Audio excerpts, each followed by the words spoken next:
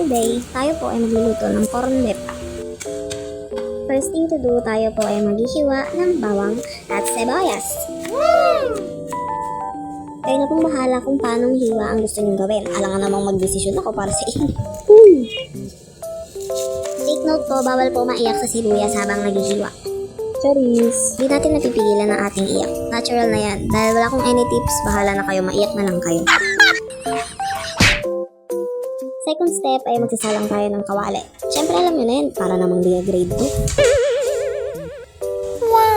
Siyempre sa part na to, kailangan natin ng corned beef. Kaya nga corned beef yung lulutuin natin eh. Pero nakadepende yan sa inyo kung anong tatak ng corned beef ang gusto niya. Maglalagay na tayo ng very light na mantika dahil magigisa lang naman tayo, hindi tayo magpiprito. The next step is, inimekos-mekos na natin ng bawang at sibuyas. Nakadepende yan sa'yo kung ano unahin mo, kung bawang o sibuyas. Basta ako, inuuna ko talaga sibuyas para hindi nga daw madali masunog. Tapos, ilalagay na natin ng corned beef para magisa na at malotsi. Bali, yan na po, 2 lata ng corned beef ang nilagay natin dyan. I mean, corned beef lang dito kasama yung lata. And then, hinahiwa-hiwalay ko lang po dahil nag-combine together sila habang nasa lata.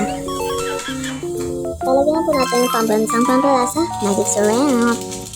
Nasa sa inyo po yung kung anong pampalasa ang gusto nyong ilagay. Kayo na po ang magdesisyon. Siyempre, halu-haluin natin ulit para kumapit yung lasa na nilagay natin.